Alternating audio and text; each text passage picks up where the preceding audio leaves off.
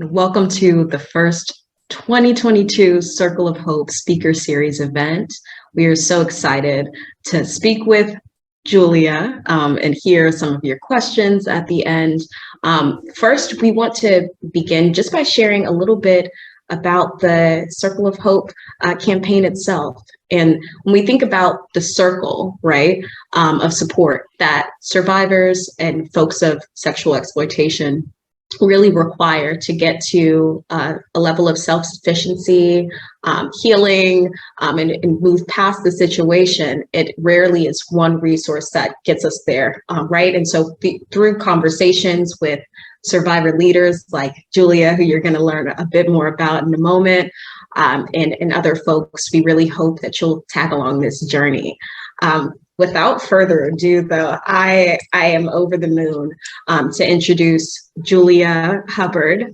She is an amazing survivor, actually turned a few things. So she has a few roles. Julia, let me know if I missed one. Julia is a survivor turned investigator. She specializes in criminal profiling, human trafficking, open source intelligence, e-commerce, fraud, and actually social media, which is something that survivors more often, especially as we get into this digital age, really have voiced a need for.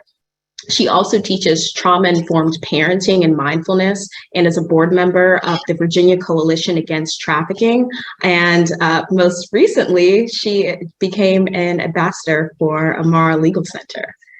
And so, Julia, anything else? Oh, yeah, no, you're doing that was perfect. That was perfect. I don't see my video. Is that, do we want to? Oh, yeah. Why can't we solve that? Yeah, let's solve that.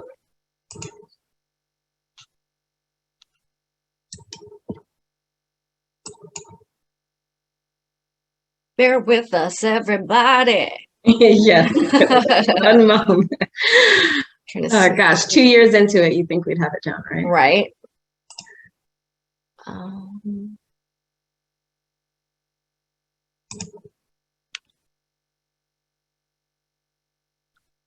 Yeah, I don't see. Oh, wait a minute. But it's me. It's me. It's me. It was a me problem.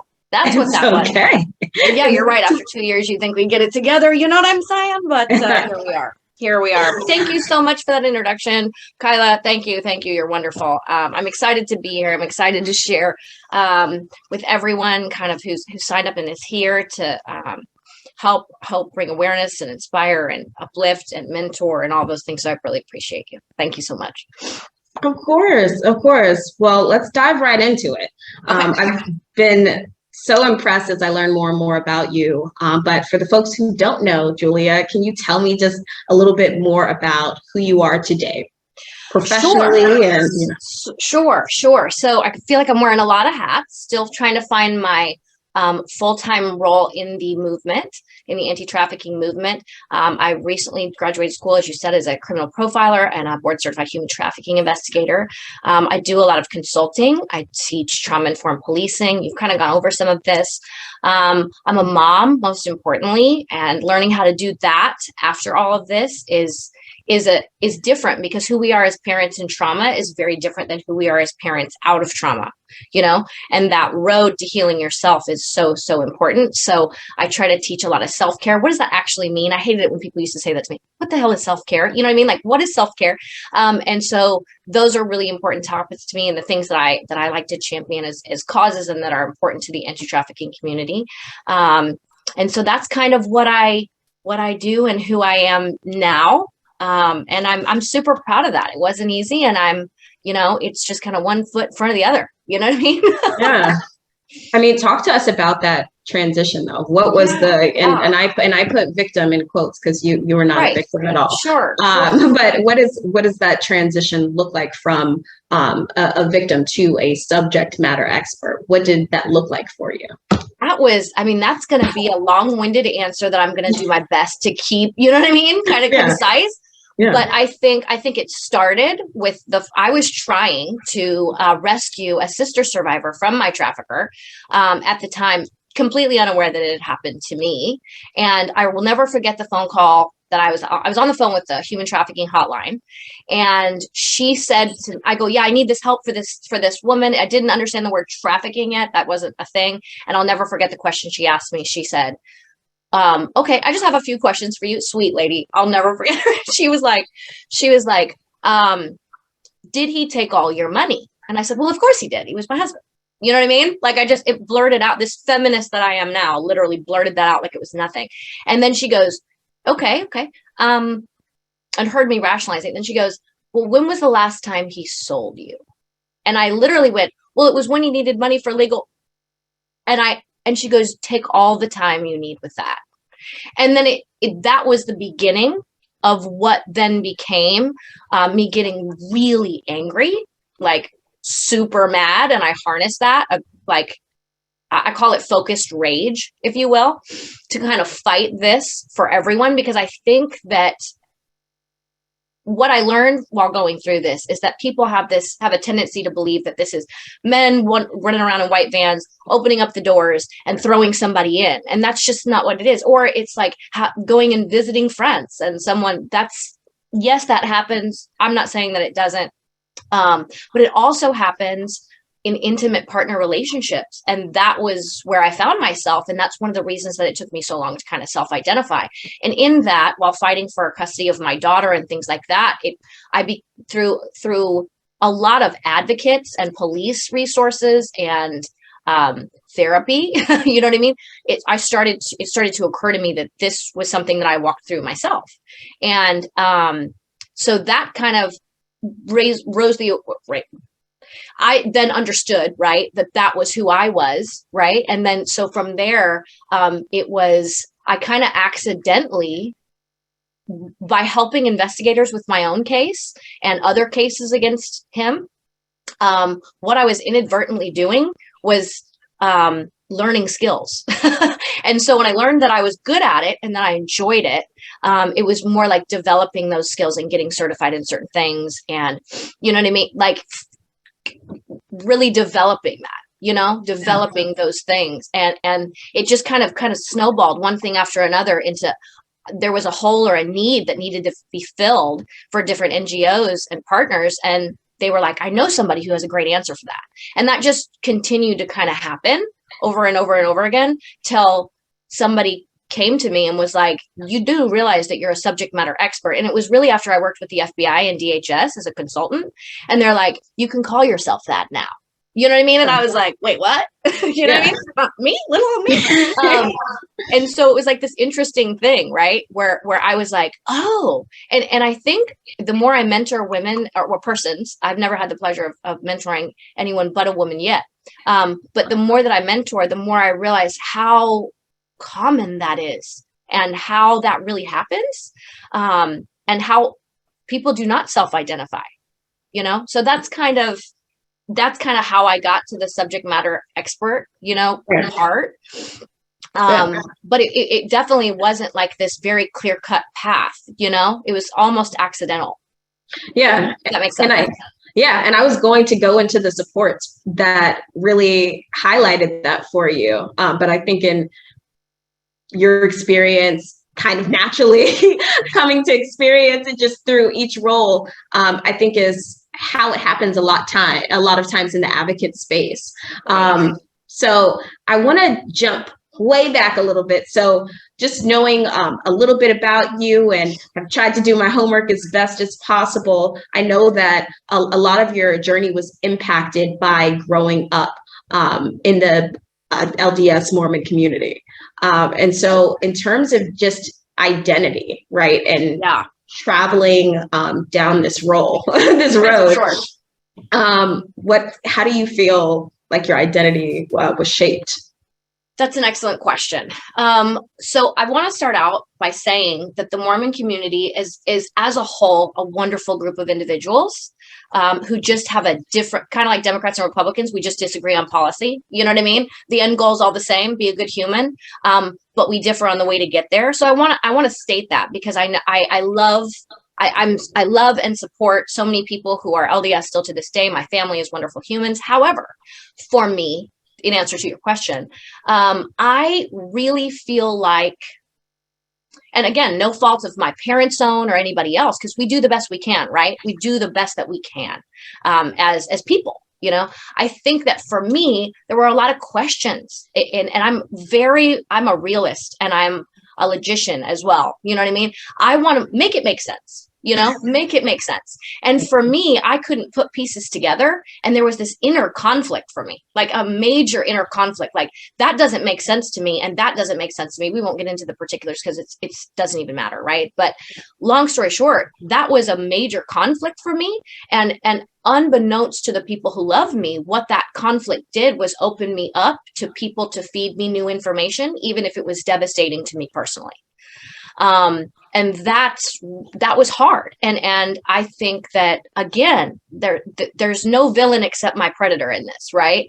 But the truth is, for me, that was difficult, you know, and nobody could have even really known that inner conflict necessarily was happening on the level that it was, you know.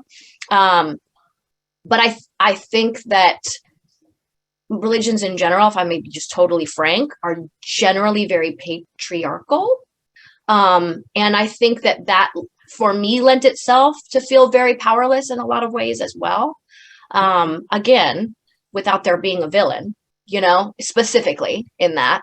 And it's not for me. You know what I mean? It wasn't for me at all. And that just, I hope that answers your question. Does it? Like kind of, no, it does. Conflict. Yeah. No, it definitely does. That sense of inner conflict, and whether it's religion or whatever it is, that sense of looking for more and not feeling sure and seeking kind of that guidance does at times open you up in a way other than that internal fight, right? Like, were there things that you witnessed that impacted your response to your predator in terms of in your community, right? I don't know if I understand that question. Yeah. But I'm going to answer it the way I heard it, right? I think that watching kind of a very patriarchal system, I felt pretty powerless to report it. You know what I mean? My own abuse. I was molested when I was a kid, and by a extended family member. And it was not. It was because of these ideas that I had from a very young age that it was very difficult to bring that up, because it's like going against somebody you feel like is already protected. Does that make sense? And that's like an extra barrier to getting it solved, you know? And so I think like that in and of itself was difficult. My parents did the best they could with handling it, to be honest with you. I don't even know how they would do better, really, in hindsight. However, that definitely played a role in my internal, like, how do I solve this for me? You know what I mean? Yeah. Yeah, because it's all about your point of view, especially as a young girl, and you answered it perfectly. Just in terms of the interactions that you witness, if you feel like this is a space where people that looked like you and were like you weren't given power, I totally understand feeling like that wouldn't be something that, especially at that age. It's kind of like making a report against a police officer. Is kind of how it felt, but it be, you know, pretend you're 8 years old, you know, as an adult, that's kind of how I would explain it, you know, like, it's kind of like making a report or a judge or, you know, or a prosecutor or something. It's a position of power, and you feel already at a disadvantage to speak about it, you know? And you somewhat answered this question, just diving a little bit deeper into religion and patriarchy, right? Mm-hmm. Do you feel that there was, I know you said that you don't feel like there was necessarily any other co-conspirators other than your abuser, but do you feel like he was empowered maybe by the structure? Definitely. I think in culture in general, I think that we are raising our boys like they can have whatever they want. And I mean, I guess that's the kind of the root of feminism. Yeah. I mean, you know, but I mean, I think that again, without there being a villain, we do what we know, you know. I think that was definitely part of it. I definitely think that. And I think religion played into that significantly. Yeah. You know? in terms of talking about like, because there definitely can be feminism within religion, where Sure. there are spaces where women were able to get together, to have that fellowship, to empower each other. Was that something that was there? Is that something that is there now that maybe, you know, friends tell you about? Yes. So to be fair, right? There is Relief Society and youth organizations, and they have wonderful leaders who are good humans. I don't think that there's like this, I mean, there might be, but I'm unaware of it, massive cover up or any of that. There are structures in place, but again, people can only do as well as they know how to do, you know? And I think there's definitely gaps in that system. And I don't think anybody would disagree with me on that. You know, yes, there are support systems, but again, if you're having to make an outcry or something against somebody who's in a position of power over you, especially a religious position of power, that's like a whole nother thing, you know? So yes, they have support systems, and I think they're probably wonderful. And I think for the most part, I think people get some of the help that they need, but I definitely think there's gaps in that for sure, you know, definitely. And then you have to speak to your bishop, you know what I mean? And that's a man again. And then there's shame associated with that. Or at least there was with me. I can't speak for everybody else, but I can tell you with me that's difficult, you know? Yeah, that makes sense. It's hard to create feminist spaces in places that have structures of patriarchy, you know? Right. So I totally hear you. I totally hear you. Mm-hmm. I do want to hop in a little bit because I know that you were married pretty young, right? Yes. And through our conversations, I know that was very closely tied to your religion. So I just want to hear a little bit more about what marriage itself symbolized for you at that time. You know, I think that, you know, now that, you know, hindsight's always 20/20, right? I got married at 19 or 20, but it was, you know, and I, you know, for me, it kind of symbolized what I thought was going to be a graduation from my parents' values to what I could associate as my own, you know, and build my own family unit. But also you can't have sex without being married. And frankly, what 20-year-old do you know that doesn't want, you know what I mean? Like that's an issue. But, and then the pressure to marry somebody who's also Mormon is an enormous thing, right? So I got married really, really young and to somebody I barely knew, you know, and it's a mess. You know what I mean? I mean, it was a mess. And I think that, you know, obviously that marriage did not work out, obviously. And I think that was, religion definitely played into that, but it was because I wanted to create my own, right? Like I wanted my own kids that I could raise. But then again, back then I was so stupid. You know what I mean? You don't know anything. I didn't have any real life experience at that point either, you know, and that's just, it's nightmare. Like, yeah, I mean, it's the wisdom though that you gained. I don't think there's any. I would be very scared of a 19-year-old that knew all of the things in the world. Stop it right now. You know. I do want to, and it really makes sense too, though.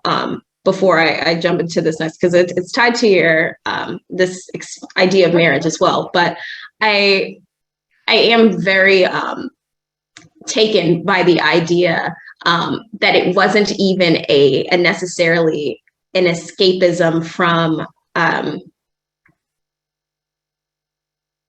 it wasn't necessarily an escapism from the confines, right? Or quote unquote of religion, right? Sometimes people assume that it's so suppressive and it's in that the religion is the issue, right? And so I think that in the way that you explain it, you really in a really good way encapsulate the fact that sometimes you're finding yourself in these spaces and even within your marriage too.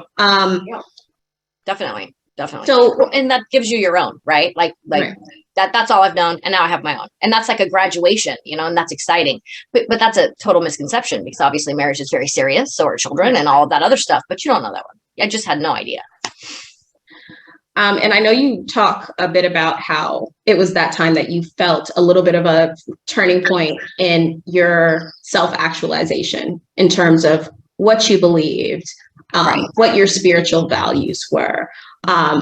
Did it feel like you coming into your true self, that realization? What was that transition into that version of Julia? I am, first of all, in order to preface this, because it's a shocking answer, I have sometimes been someone who's prone to extremes, right? And so coming into my own, I swung the entire other direction and I started dancing. So I looked at him one day and was like, what am I doing? You know what I mean? It's not for us. This is not, I don't want this. I really don't want this. And in that learning process, because I didn't have the tools or the support system of other people who thought like me necessarily, I danced. And that was like, at the time, was super liberating to me in a lot of sense, in a lot of capacities. And then in so many others, it was such a devastating decision for my life. You know what I mean? Like I can see it of absolutely two separate ways. I can see it as empowering. For the first time, I had a control over men. That was amazing. I had control over my own body. I was able to realize my own sexuality and be proud of being pretty or beautiful and all of that. Mm-hmm. And so there was that, right? But it also, your boundaries in that area are so skewed. You know what I mean? And oftentimes you're not exposed. If that's the bubble you're in, you know, that's a very limited bubble. And so it's kind of like, that's not a smooth transition. You know what I mean? Mm-hmm. Wife and mom to dancer. Right. You know, not great. And I think that I can see the good parts of that. And I can see the not good parts of that. But it was also kind of really liberating and very brave, you know? So there's so many parts. It's so layered, that particular section of my life, you know? It's super layered.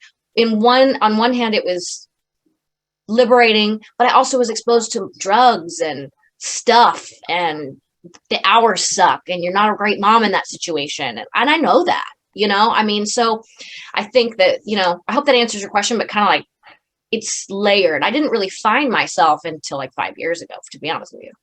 Yeah. I mean, I don't think.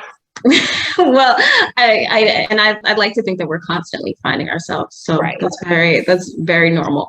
Going back a little bit to that sense, that juxtaposition, right? I know that in other conversations we've had, you've talked about how for some women, you saw them be successful, get through school, use it as a tool for really a way to grow in their own way. And then on a very polarized side, in the same space, you saw people being victimized, right? Oh, so absolutely. Can you talk to me just a little bit about that? I know there's like this sense, this word grooming, that in the anti-trafficking movement that we hear so much. Do you think that strip clubs are a space of grooming? Yes. Do you think that, you know? I mean, yes. So like, that's a dual part answer too, right? So on one hand, strip clubs can absolutely give a strong, independent, healthy woman her independence if she is able to manage her own emotions and know who she is. That's real. That's a real thing. On the other hand, if you're going in a mess, you know what I mean? Like it's messier than that. I mean, I remember having coworkers at the time who were absolutely being trafficked, who were convinced that their husband loved them, but if she didn't come home, he was going to beat her with a wire hanger. You know, trigger alert. Sorry, everyone. You know what I mean? Like it's so interesting what was brought into that, right? And then drugs are also another way for people to gain control of you. And so, you know, there's that. But like, I don't think every girl who goes into a strip club to work is they're at higher risk, right? I mean, for sure. But if you go in there and you know who you are and you have your stuff together, you're not necessarily a target for that. Because predators only go after prey. They go after weak people. They don't go after the strong ones. If you assert your boundaries and are assertive, there's no way. Like you're not really. You're in a higher risk area, right? A top tier area for risk, but you're definitely not. They would pass you by. You know what I mean? But like, there's so many women in that situation that are desperate, that need family law services, that need so many other things. And they're doing this like I did. I actually started dancing to fight my ex-husband for custody of my children. And that was the catalyst for me, you know, is that I needed to make this money so I could hire an attorney, because I didn't know what I was doing. You know, I mean, no, you're not supposed to know how you're doing. We have lawyers for that. But I mean, it's a serious and scary position to be in, you know? So if you enter the world with that as the reason, then yeah, you're at a much greater risk for that, you know, and you're able to be groomed because you'll almost put up with anything in order to get your needs met. It's a survival mode, right? Yeah. No, I really appreciate that response though, because I think sometimes as advocates we try to find the place at the hot spots, right? But it's important to understand that there isn't just a black and white when approaching sexual exploitation, and making sure that people are aware of the rights that they have. And so like I love that you explain that so clearly. I just want to jump a little bit back into advocacy, because I know that as you are coming into your new self, as you described earlier, right? Right. You are starting to realize not only your power as a woman, but things you like to do, right?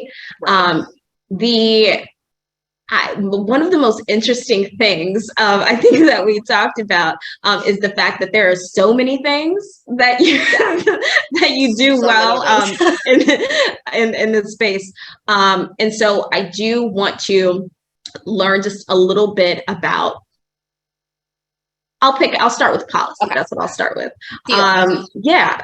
What is some of the policy work that you've been doing look like, and how have you been able to act as, like how are you able to be an activist, a survivor, all of these things, and what has that policy work look like? I think that, well, so I just worked with Sydney McCoy, who I absolutely adore with my entire heart, from Virginia Against Human Trafficking, and I came to her with legal issues. I needed help with taxes. I needed help with all of these things. And she invited me to be a part of this organization, and I loved it. And they were working on policy, and I got to help and add language and be helpful. And I realized how much I loved it. I was invited to meet the governor, and I went down there. I went down to Richmond and met the governor, and it was just it's an incredible experience.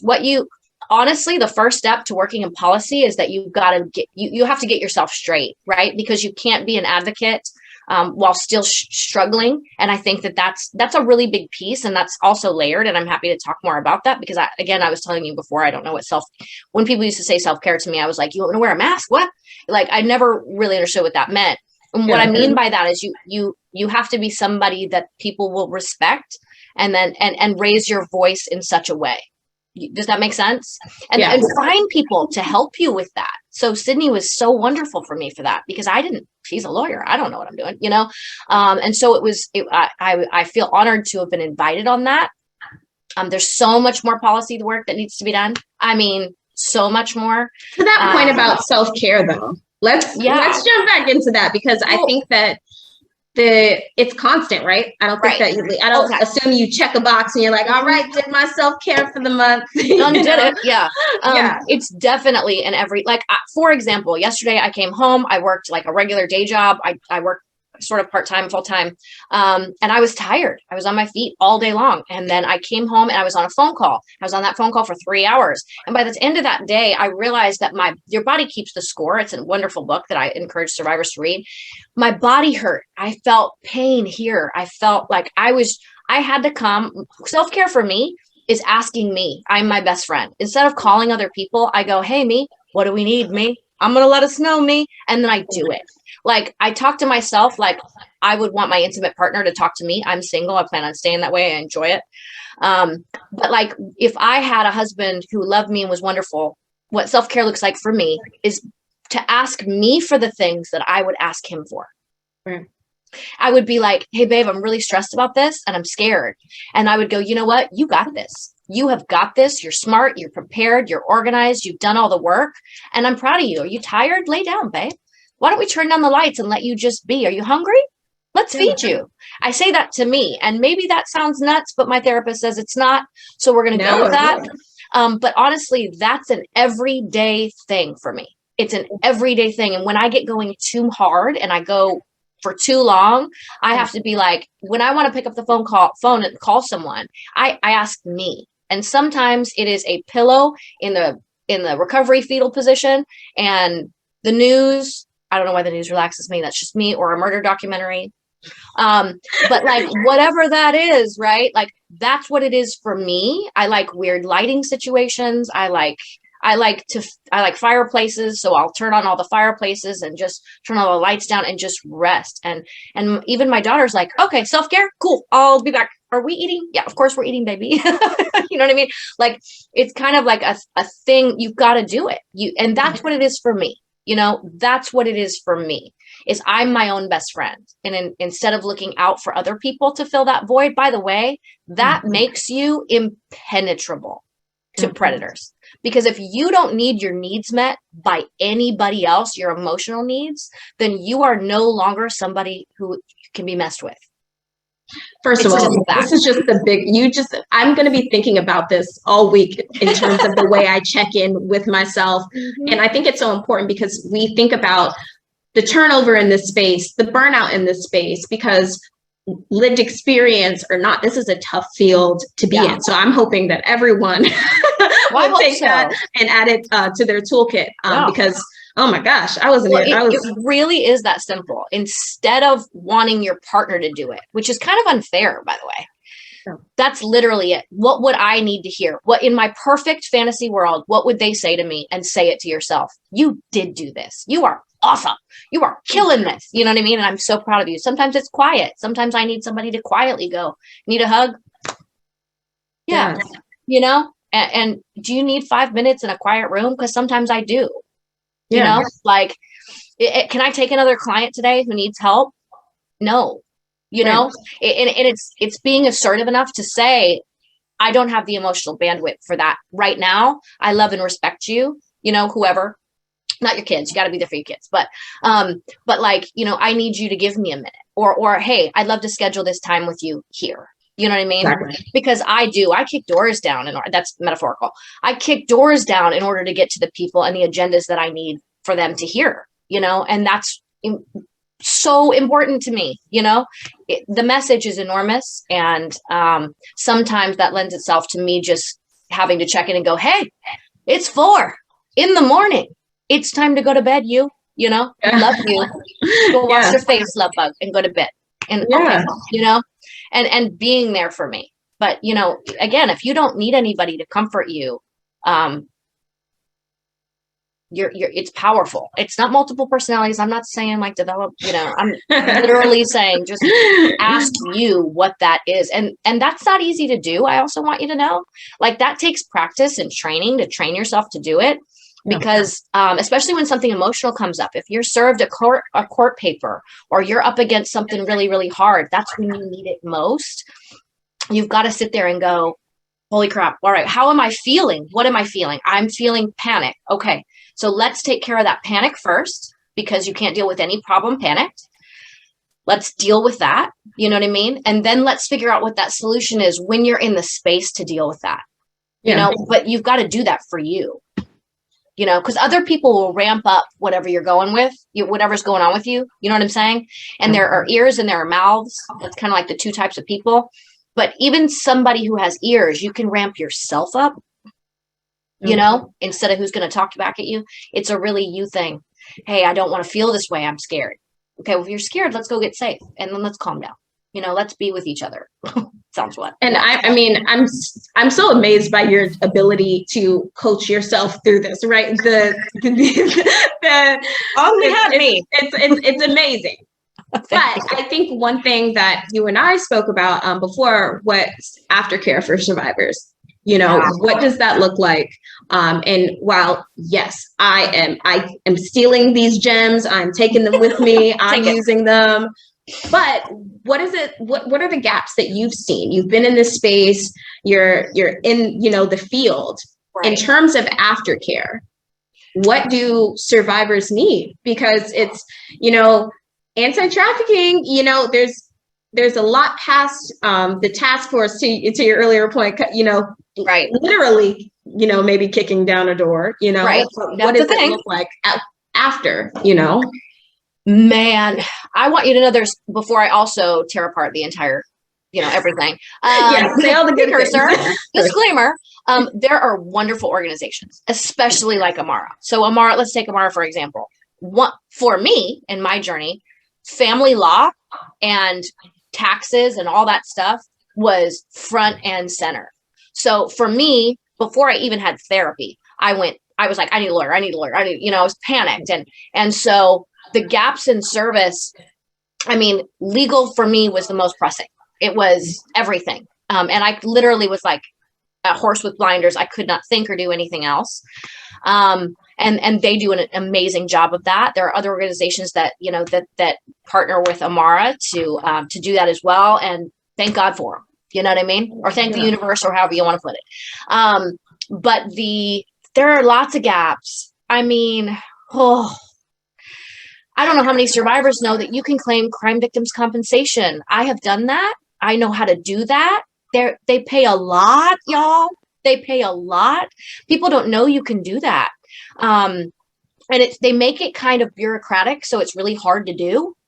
Yeah. You know what I mean? Like, I wouldn't say hard. It's tedious. It's tedious. The steps suck. No one wants to do it. But there are holes, like, for example, there's nowhere to take your animal to get out of your domestic violence or intimate partner violence or trafficking situation temporarily. That's one of the reasons I didn't leave, is I didn't want to lose my animals. No shelters will take you in that situation. There's not knowing that you can't talk your lawyer's ear off because they cost $400 an hour, and you're just stressed out about this case because it's your baby and potentially half of everything you own. There's a lot of holes, but people are good, and people are trying, and there are some amazing resources. I love Reset 180 as well. They're like one of my favorite organizations, as well as Amara. There's a lot of gaps. People need sometimes just time to cry. Yeah.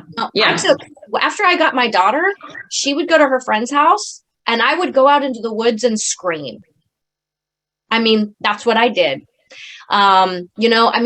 There's just to let it out, because I'm so pissed. You know what I mean? I'm so mad that I had to go through that in order to just keep my baby safe, and those are the uncomfortable, ugly parts, but it's real. Like, that's the real of the situation. That there's a lot of gaps, and unfortunately no survivor's story is the same. There's a lot of layers to every single situation, and they're difficult. There's a lot of addiction coming out of that because our traffickers use drugs to control us. I'm part of that group, and so even prescriptions. It's not having a provider because he's using your medications in order to levy control over you. There's just so many things. And then genuinely needing the medications like Xanax, for example, because you're leaving your trafficker, these are real things. And that's why places like Amara are so stinking important, because they need this help. These women, these persons need this help. It's family law for me was all of it. I couldn't do anything until I had my baby. That was it, because he had taken her. And that's crazy. I went through the legal system by myself for full custody of my daughter, pro se. I represented myself, and I won, and I found all the women he had trafficked. I put them on the stand. It was the scariest thing I've ever done. I frequently say that I would rather be trafficked. I would rather be trafficked again than go fight my trafficker for custody of my child in court, because for a period of time, he was considered like a pillar of the community, which is, he's not now. He's homeless. But my point is that, like, that's nuts. Why is anyone having to do that? And despite the claims of many organizations all over the country of having support, there are holes.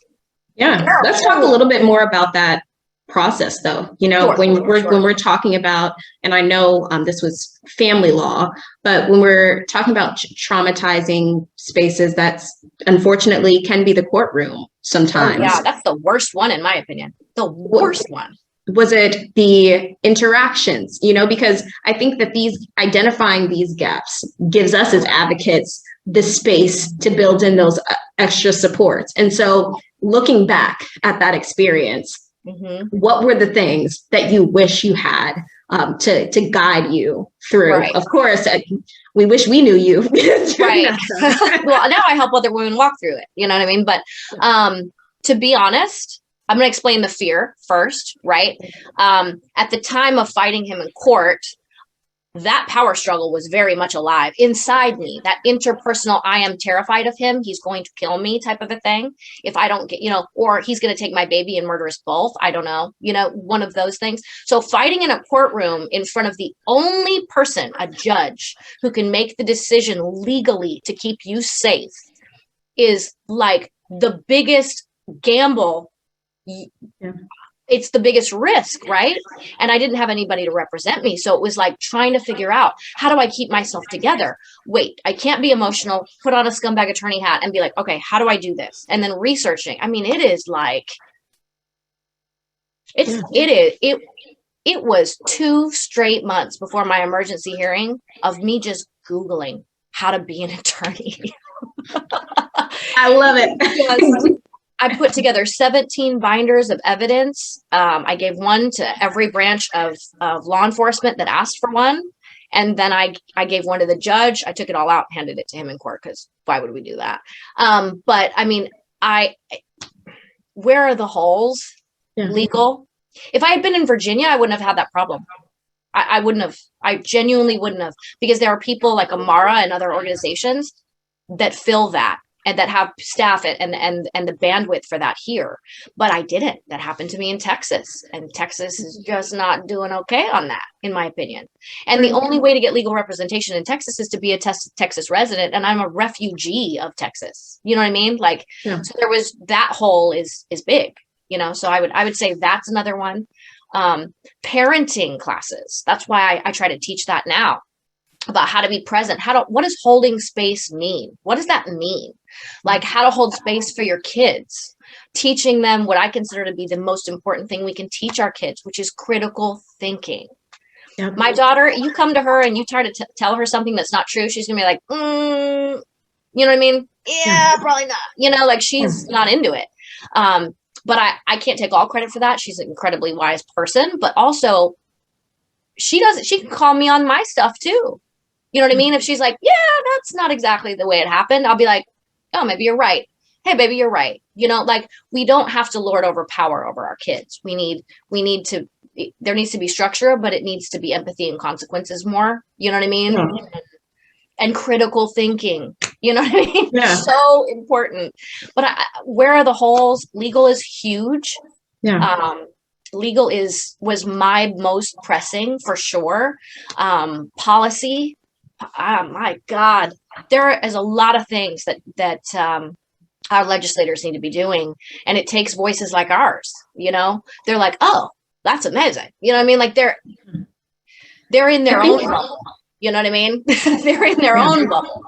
But I mean, that's a big one. And mental health, I would say, and substance abuse is an enormous hole. You know, I went into a basement when I got to Virginia, and I literally had seizures because I got off every single medication he had ever had me on, and never, ever, ever went back. I found out later that I have no panic, none of that. I just genuinely, I had situational panic for good reason. You know, I mean, so that would have been great to have somebody walk me through that, but I couldn't locate it. It was outside of my price range, which was nothing. You know, that our medical professionals need training. I do some medical professional training as well. Like, hey, this is these are some of the signs and symptoms of someone who may be in danger. You know, these are the things that happen. And so there's a lot of outreach, which is why I feel like I never stop moving. You know? And I feel like something that you said without exactly saying it, is that it's the stigma, right? We've had conversations about this a lot, that a lot of times it isn't just accessing legal services that is the issue. It's the fact that you may have a prostitution charge or whatever a trafficker 100%. has, essentially piled onto your life, right? One thing that I was so impressed by was your ability to be such a strong ally, right? Because we know that a lot of times trafficking takes place in neighborhoods of color and communities of poverty, right? And you speak a lot about your ability to, well, just because you're an amazing person that just can connect with a lot of people. You're so great. But the conversations that we've had about just your ability to connect with law enforcement, the powers that be, and how you use that. Can you talk about the strategy that you employ to support people of color? Yes. Well, first of all, I want you to know that it in no way escapes me that I have privilege. First of all, my story is less offensive to old white men, and so I feel a deep responsibility to represent the community in general, because I accidentally found out that they listened to me, and I'm blessed to be able to do that. I'm great. The reason that I did all this training, honestly, was so that I could sit with law enforcement and not have them immediately dismiss me. Honestly, because I've thought that is one of the places that it originates. And because people of color are so disproportionately affected by human trafficking, I feel a deep responsibility to be an advocate and ally for them. I see it. I actually have seen with clients that I've had that are treated so different. If you sit in a courtroom, sometimes, I'm not saying this always happens, but it happens, and watch the way a Black mother is treated as opposed to a white mother in the same day and in the same courtroom, it's a real thing. It's a really real thing. And I think that education is the beginning of all of that. That has to be where it starts. And I think that most of the world's problems intersect somewhere between poverty, misogyny, racism, and miscommunication and lack of communication or lack of information. And again, just like so many people in my life that I love, they did the best that they could. And now that they have the information, I see them being such amazing humans and advocates for people like me, because they have the information. And so I have this deep belief system in order to change some of these systemic problems that people like me are going to have to start talking about it. And gonna have to stand up for people of color, because it is a really, really real thing. And there's a lot of fear associated with it as well. It's just, that's again, layered. I hate to use that word over and over and over, but it just is. No, but I mean, it's, as you said, you can't escape privilege, but it's how you use it. Right. And so it was something that I think is so important, because in any movement, you see folks, divvy off into, their teams of identity. And so I think when we think about how to ensure this movement is anti-racist, anti-patriarchal, and really all of the things that we've talked about here, it is doing just that. And I just really wanted to highlight that, because I think that especially in the district, especially in the DMV at large, that has just been extremely helpful. I know that folks probably have some questions. Yeah. Alrighty. Yeah, we can hop into. We didn't even cover all of it. My goodness, we still got time, right? Oh my gosh, yes, we do. Actually, let's see if anybody has questions so that we can. Okay, and then maybe we jump back. Okay. Sure. All right. Let me take. And thanks everybody for being here, by the way. Yeah, this is really great. I appreciate it. Yeah. Okay. So we have a question from Brittany. Do you have any thoughts or specific advice for teen survivors who feel like their trafficker is the only person that cares? Do you have advice for defense attorneys representing teen survivors? Okay. So first of all, wait, I'm going to circle back. For teen survivors who thought that their trafficker was the only one that loved them. Yes. Oh my God, what a beautiful question. First of all, I get that. I get that. In fact, I look back at some of my abusers and my traffickers, and I actually say to myself, I'll never find somebody who loved me like that. And I'm where I am now. I've been asked to speak for Congress. Okay. Like, I get it, and I'm still dealing with it. So I want you to know that I want to legitimize and validate that question. First of all, that is going to be, honestly, I'm going to sound like I'm on a record player, really, to be honest with you. Self-care. You have got to, instead of wanting that from that individual, right? You've got to start giving it to you. And part of that process starts with trusting yourself again and trusting your intuition again and being able to listen to yourself. It really starts with starting to listen to the way that you talk to you. Because the person in you that wants that, the trafficker's love and affection, and their version, their brand of that is the version of you that is not getting it, right? It's not getting the love and the affection. So you've got to be able to give that to yourself. That's a huge, huge deal and piece of it. But that really begins with listening to the way you talk to yourself. Sometimes I tell my clients to write it down for a week. When you have a thought and it's negative about yourself or positive, just make a note that you do that. You'll be surprised at how often you do it. Right. Whoever asked that question, honey, I want you to know, and I hope you don't think I'm patronizing you by calling you honey, I'm Southern, is that I get that. I validate it. You've got to, or I highly recommend figuring out how to love yourself. And the only way I can teach you how to do that is to listen and ask yourself, what do I need? What about that individual made me feel X, whatever that is, and start doing that for yourself. I mean, and my trafficker used to compliment me all the time. He used to tell me how beautiful I was. For example, I was like, oh, I'll never find somebody who's going to love me like that. And then I realized that that's not love. That's praise. So does that make sense? So it's kind of like deconstructing, talking yourself, kind of walking it out of what it is that you miss and start practicing giving whatever that is to yourself. Yeah. I hope that answers that. And then the second part was about defense attorneys. What was that? Yeah. So it just kind of flipping that on its head. What advice would you give to a defense attorney that is trying to maybe get through to a young survivor? Call me.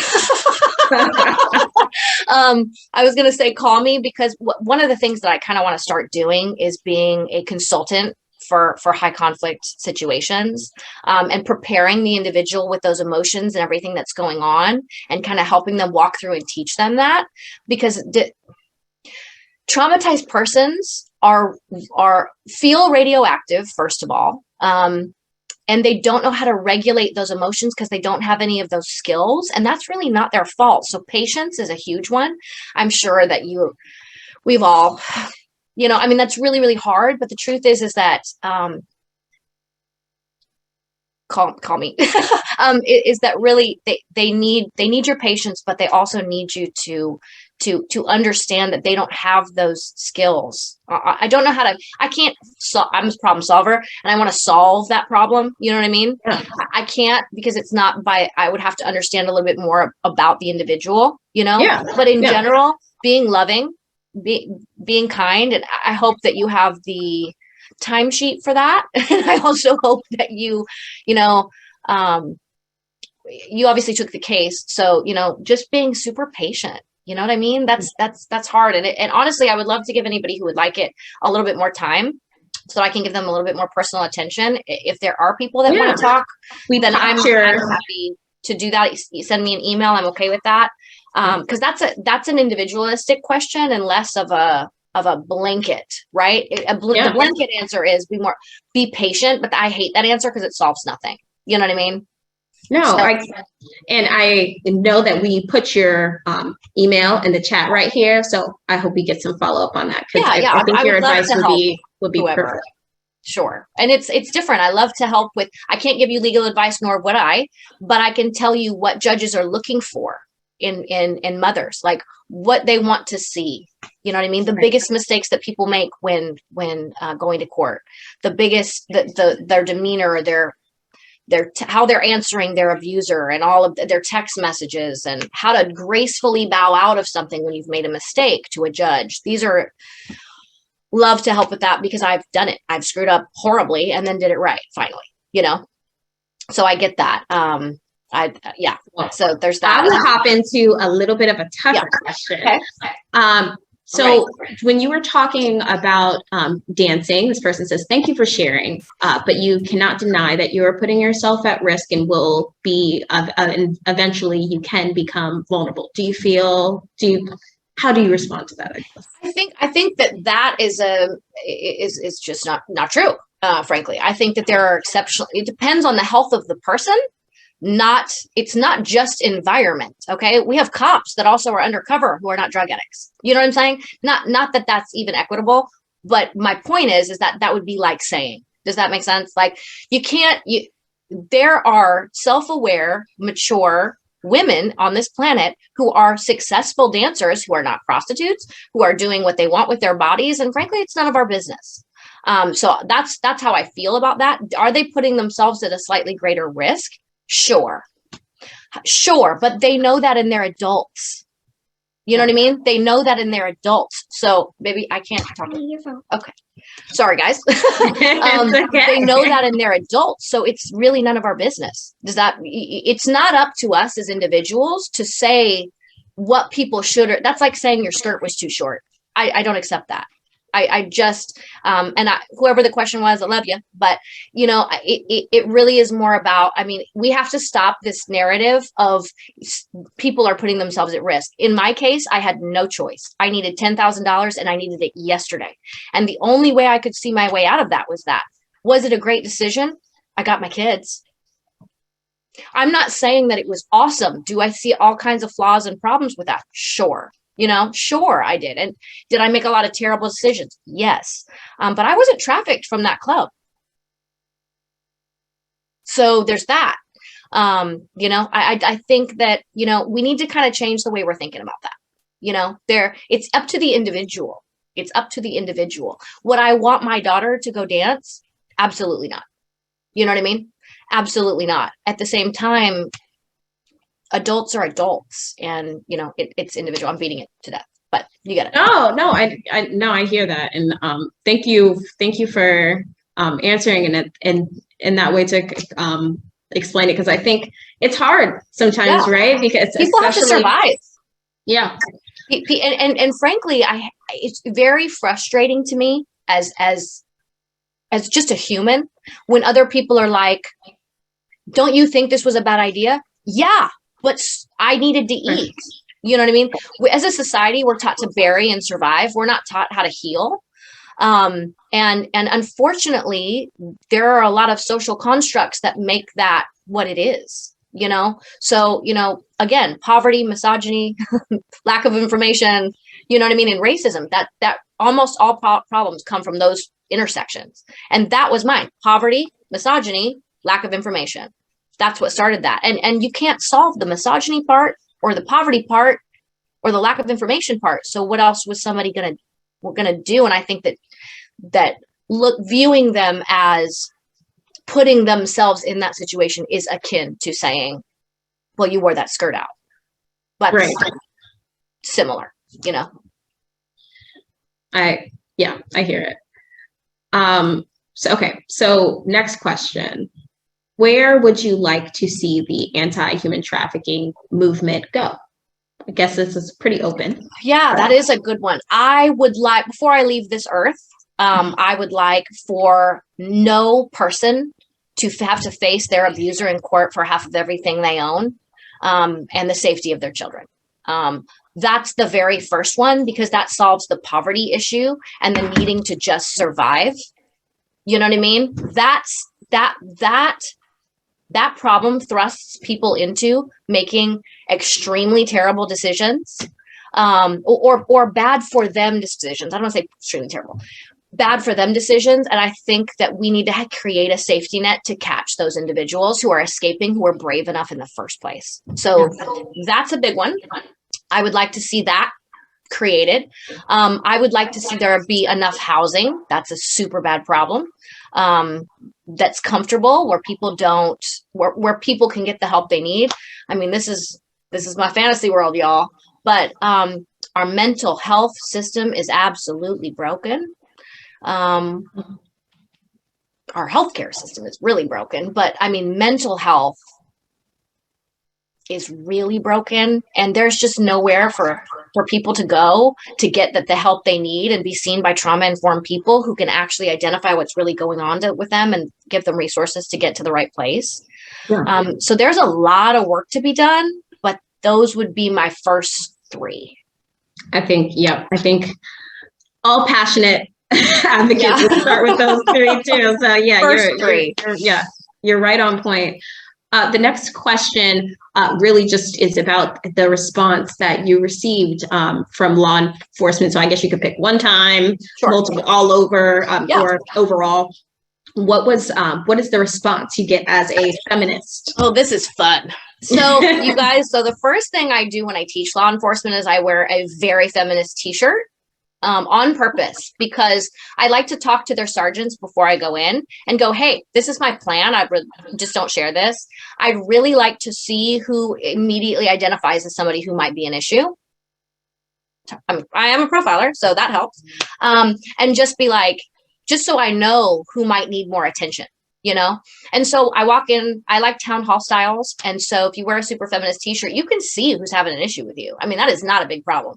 And then I usually am like, hey, so now that everyone is pissed off, you know what I mean? Like, you have to use humor a little bit. Let's have this conversation. I just want you to know that every person you're going to encounter, almost certainly as a law enforcement officer who needs your help, is also probably going to piss you off. So here we are, you know what I mean? And that's kind of how I like to open it up. Sometimes it flops and sometimes it's great, but you know, you can't win them all, can you? But I mean, I like that because, you know, that's the reason I did the law enforcement training, is because I wanted to be able to get on that level and ask those questions and then give answers and have them not be like immediately like, ugh, who are you? You know? And it worked. Mission, I love it. You know? Yeah. I like that approach. It's not, I think that feminism, by the way, in another roundabout way to answer that question, I think I'm not a man-hating feminist. Men are amazing. I'm not, man-hating is not feminism. Right. That's not it. We need our law enforcement. We need all of this, but we desperately need reform. And typically I find officers who feel the same way. I also meet a lot of officers who are like, I hate the way that these women are being treated, but I also hate that they keep doing this. You know what I mean? And they don't know how to talk that out. If you hold space for them and talk to them about that, that's a way to help solve the problem. It might be one person at a time, but it's worth it. You know what I mean?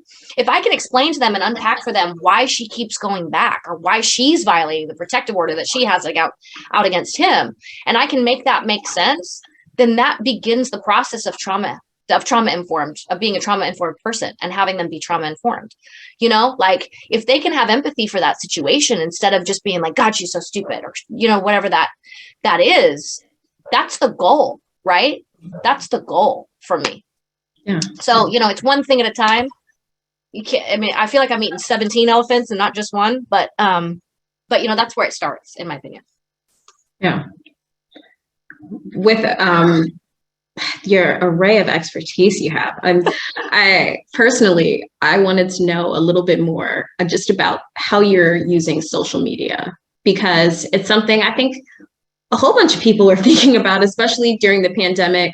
I read a study the other day talking about the rate of abuse that's increased and over the pandemic. And as, you know, a subject matter expert, what's the best way for advocates, for folks to engage around this issue on social media, right? So I know that, and in terms with supporting survivors, right? Because it's, you know, advocacy, making sure people are aware of the resources can look a little bit different than saying, hey, this is what you know, this red flag, you know, right?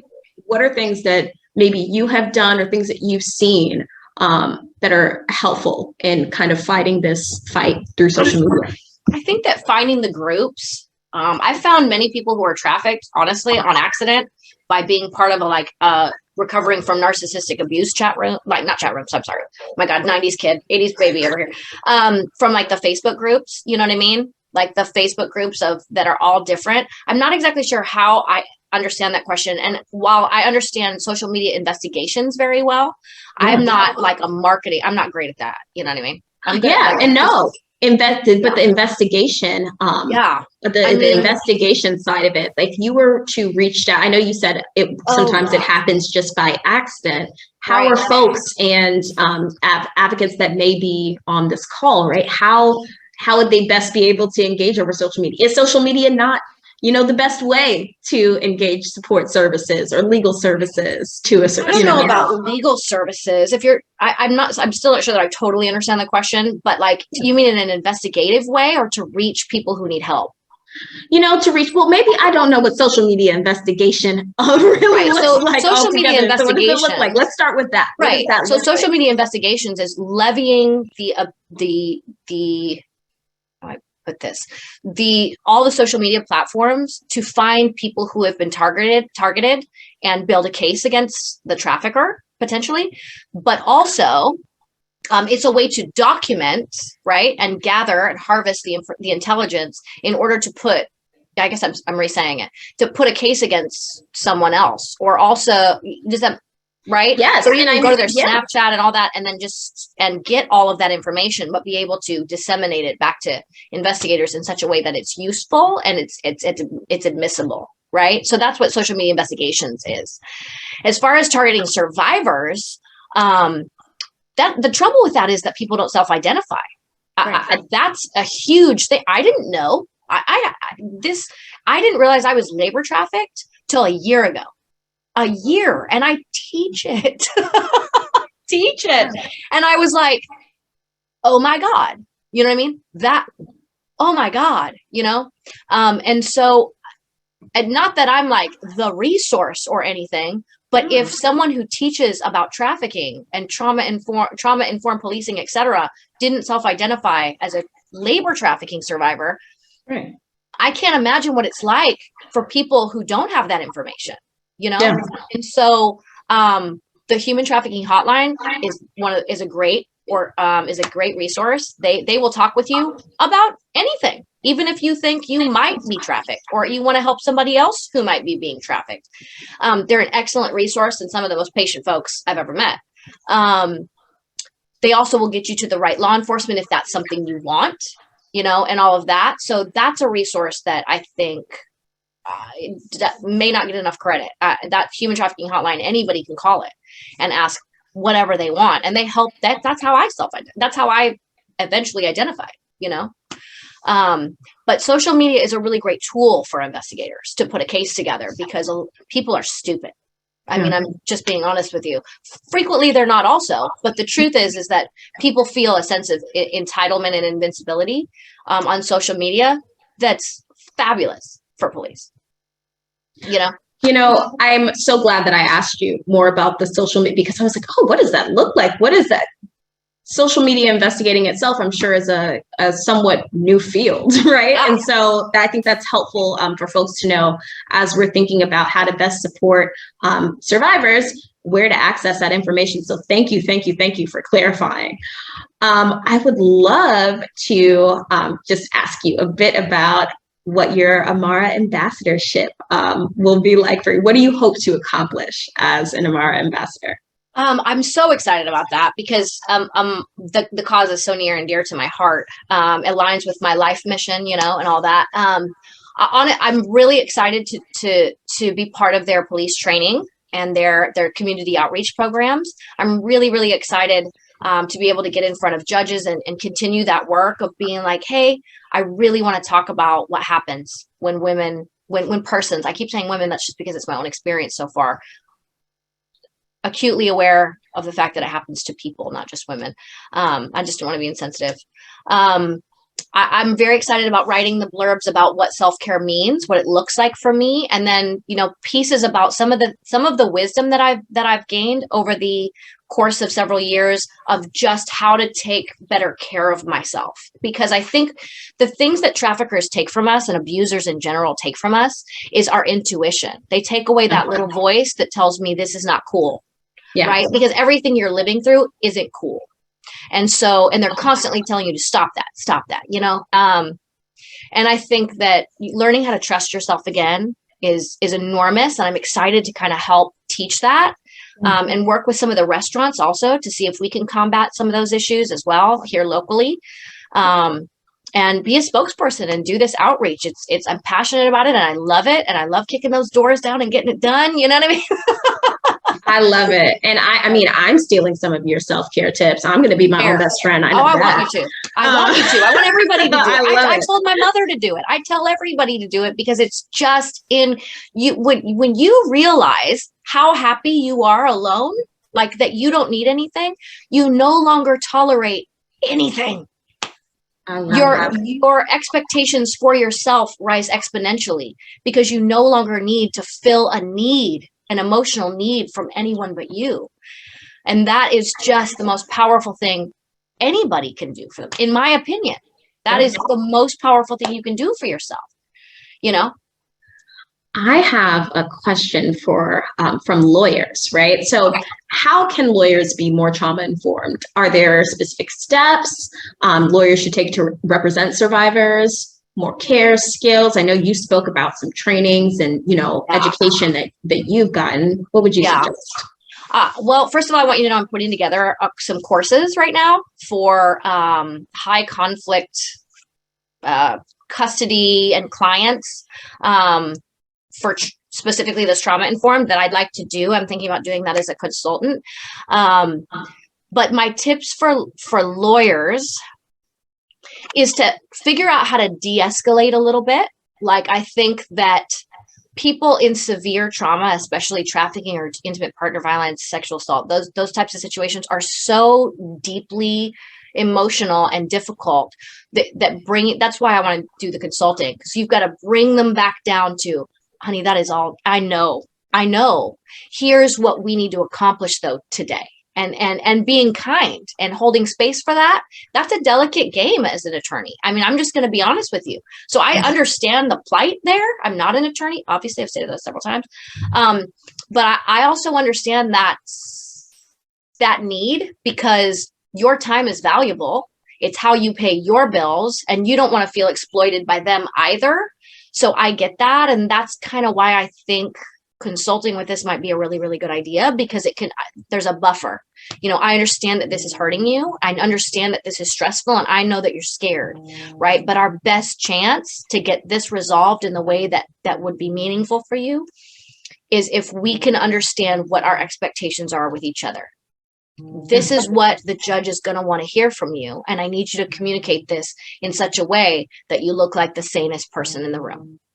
And that's really hard to do when you're terrified. It really is. It's so scary. But I think just understanding that that's what it is. It's so scary to do that. You know, I don't know what kind of lawyer, so I would love to tailor my response. I'm happy for you to email me, and I'd be happy to give you some guidance as well.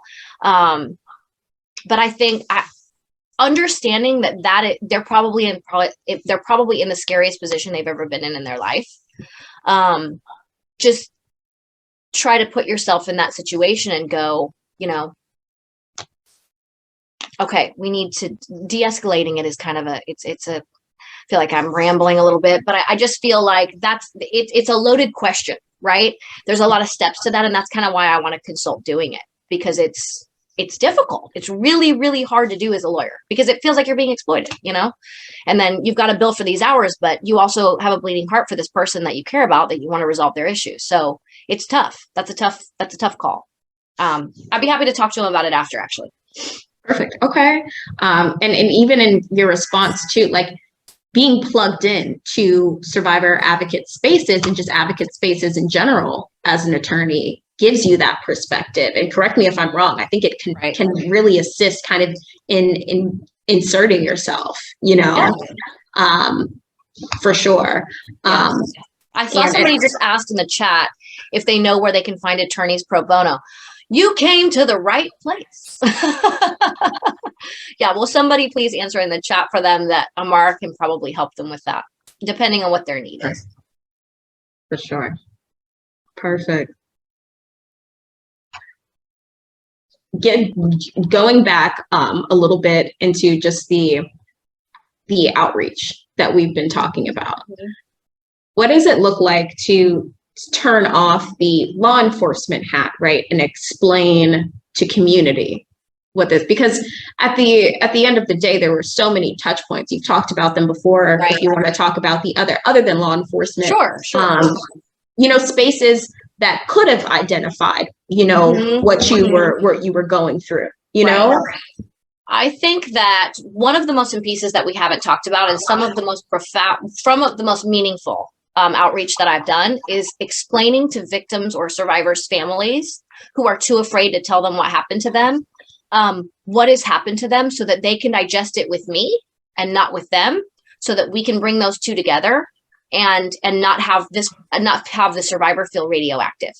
Because I think one of the things that happens frequently is that people are so afraid to tell their family or report it or whatever. And by the way, I don't think reporting it all the time is the right thing to do in some cases either. I don't want to think y'all to think that I'm an advocate for that either. I think that confidentiality is paramount. But what I'm saying is that there is a need for people who are afraid to speak to their families for some sort of outreach to be done with their families, in my opinion, so that their families don't just go, "Oh my God, what were you doing?" You know what I mean? It's kind of like a sexual assault victim when they come to you and they're like, "This happened," and dad's like, "Why were you at that bar?" Or what? Why? I don't mind taking that. I'm happy to sit with you on that. You know what I mean? Let's talk about that. Let's talk about that. Is it more important to you, sir? May I be so bold? Is it more important to you to have that question answered, or is it more important for you, for your child to feel loved and safe in this moment of terror for them? And almost all fathers are like, yeah, that. I know you have your own questions, but right now we need to treat this person like they're not radioactive or like they did any wrong, because they didn't. Yeah. There's a lot of ways to handle that. And it's layered. Word of the day, everybody. There's a lot of moving parts to it. And so it depends on, the family. I actually have had some non-successes where you sit down and no matter what you say, they're just going to be like, "Well, you shouldn't have been doing that. And you're so stupid." And nothing to do about that. It wouldn't matter if I was there or not, and I've done my best, but then they also have me to go, hey, I know the way that you feel and this hurts. And I want you to know I'm here for you. What can I help you get through? You know what I mean? How can I help you talk to yourself in such a way that at some point we can rest this? You know what I mean? Yeah. Because I don't think there's a way to avoid that, and owning your truth and being comfortable in your own skin and all of that. I think that that's a huge piece of it, because, we have victim services, but they don't typically handle your family. And then, so you might even be living in a situation where you're not telling your truth or talking about what happened to you, or even being able to go there enough to recognize it. And I think that part of that piece is educating families, Yeah. Okay, so we have law enforcement, we have families. One place that, I guess we can make this a combo. You spoke about an approach with kind of the entertainment side of, the world, in terms of restaurants, hotels, these are spaces that you've talked about, different approaches. I just would love if you could share a little bit about the reason why that's so important, and kind of the way that you do approach such a heavy topic, right? With people that are, they're, running their restaunt, they're, doing whatever, running their hotel, how do you bring such a heavy topic up and then, bring them into the movement in terms of supporting? I tend to use humor. I think that one of the things that I learned in all of my trauma throughout my life is how to be a little bit of a chameleon, read the room. Some people, you can inspire their their passion. Some people you can just are a do-gooder. Some people are motivated by money or results or press. You have to figure out what people's currency is. So I approach it with humor oftentimes, even though it's heavy. But I honestly, not threats, but like, for example, if there's a database of people who are supporting a movement and your restaurant's not one of them, that's kind of silly, right? Like, it just kind of depends. I think it's just, there's no one way answer for that. But I think that, restaurants, we could have things in bathrooms. Like, honestly, Hooters does it, of all freaking places, where you can order an angel shot. And if it's a certain mix of stuff, they know that you need them to rescue you. And those bartenders, honey, will. You know what I mean? They will grab you and go put you in the manager's office. I mean, that's the type of stuff I want to see. If we can have these conversations, which I'm happy to have, like all of them, that's kind of one step. Our medical professionals, such an enormous thing. Your consultations need to be with your patients, no one else. They need to feel you have the power to change this for them. So you cannot be having consultations with anybody else, male, female, or other. Like, that's a big one. And some people are like, well, no. If I were a doctor, I'm not. If I were a doctor and I had a patient and she came in with anybody else, I would be like, hi, thanks so much for coming in. I'm going to need you to wait in the waiting room. Period. Like, I don't care. I don't care at all. And then just be like, hey, so I want you to know that this is a safe place. I think they should be posted on doctors' offices. If you're having a hard time, not a hard time, it would be, articulate, but, and not off the cuff. But I mean, there needs to be statements like this. Like, if you are experiencing violence, if you are afraid for your life, if there is someone in your life who is pursuing you, whatever, XYZ, right. You can tell a medical professional, and these are the steps we can take. These are the steps we can take. That might make some people comfortable and it might make people not, but it does. Right. That's necessary. I encountered so many people in the medical profession after being beaten and stabbed and all of these things that I've experienced in my life, who literally passed me off as a drug addict when I was being drugged. You know what I mean? Like, if they had not allowed my abuser into the room, I even look back now and I'm like, I might have been like, help me. You know what I mean? Help me. And I believe that most people would do it, but I also have a lot of really bad experiences with medical professionals who I think had every opportunity to do the right thing. And all the signs are there that I teach now, and they didn't. And they used it as a moment to kind of giggle and be shitty, excuse my language, but like, be nasty. And I just think that that's a shame. You know what I mean? That's a shame. And so, does that answer your question? I feel like I don't. It definitely, no, I mean, you more than answered the question. And I really love that. I don't know if you do this intentionally or not. The kind of the way that you talk about things, sometimes they fall under these like nice themes, right? And so I just kept thinking about lift the stigma, as you were speaking, yeah. And that really is it's okay that it's great that in anti-human trafficking spaces survivors can feel safe. But what does that look like in other spaces? And so I'm so excited to see you as an ambassador lead some of these efforts. I'm so grateful for you sitting so long with me. And of course. Questions. I love this community and this movement. And that's just the truth, is I found my tribe. These are my humans. You know what I mean? These are my humans, and this is my cause. And to be honest with you, I feel like part of the entire journey of life is finding that. And so I'm grateful for people and places and communities like this. I really am. That's not fluff. That's me being real. I'm just saying, like, truly, it matters to me. And I appreciate the forum and everything. Well, Julia, let me just give you space before we close out here. Any Instagram handles, anything you want folks to be able to follow you on? It's been private for a minute, but I would be happy for people to follow. No, if it's private, I don't mind. Good humans. And to be honest with you, I'm getting ready as we do my story and news articles and things like that. It's about to happen anyway, y'all. You know what I mean? I'm Julia Hub on Instagram. I'm not exactly, I'm not desperate for followers, everyone. It's just if you want to follow the journey with myself and my daughter, I will not be upset if you don't at all. I only have like 700 and I don't really care about it. However, LinkedIn, I am on LinkedIn and I would love for people to do that because I to be real with you, I don't know where I'm going to end up full time or if I'm even going to do full time anywhere. I might do like, I don't want to spread myself too thin, but there's so many things that I want to do.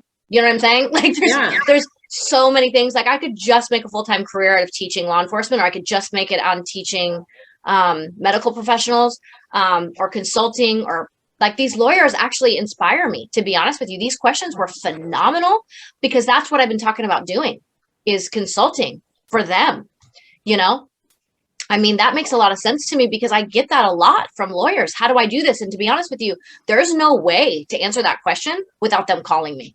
That's why we need the LinkedIn community to like LinkedIn for let's sure. wrap our arms. So Julia Hubbard on LinkedIn. Should I know these things? You know that I'm not like I'm totally clearly fine. not like one of those like what do I say, influencers, because I'm like, what's my LinkedIn? What is that? But no, it's Julia Hubbard in this, and the picture is this one, right? So I'm gonna show everybody what the picture is. That is the picture, everyone. Can you see it? The lights. Somewhere. Okay, well, it's terrible. Anyway, good times, everybody. Good times. Yes. We're professionals. Yes. But no, that's the picture. I'm happy to have you follow and ask questions. My email should be down there as well. And it was wonderful to have everyone. Yes. And I don't even know who all was here, but I'm excited. We'll figure it out. Yes. We'll look at the attendees list. Yeah. It was great. And everyone, just before you hop off, we have an upcoming event on January 25th at 5 p.m. It's a Know Your Rights training, knowing your tools for 2022. And it's going to be in collaboration with the Homeless Persons Representation Project. And so great opportunity to learn about victim witness advocacy and housing advocacy at the same time. Wonderful. Oh, and also there is a survey in the chat. So before you hop off, please complete it for us.